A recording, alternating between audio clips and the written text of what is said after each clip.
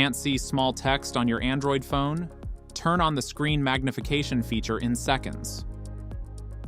For this, open the Settings app on your Android phone. Scroll all the way down and tap on Accessibility. Scroll down just a bit and select Magnification. First, let's add a magnification shortcut for easy access. Here, we can use the on-screen accessibility button. Next, tap on the magnification type option. If you select the Magnify Full Screen option, and then tap on the magnification shortcut, you can zoom in on the entire screen.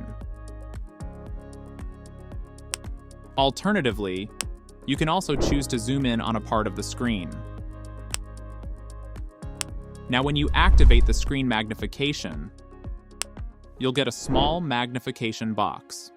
Move this box around to magnify only that part of the screen, while the rest of the screen stays the same. You can also adjust the zoom levels within that box. If you want, you can change the size of the magnification box.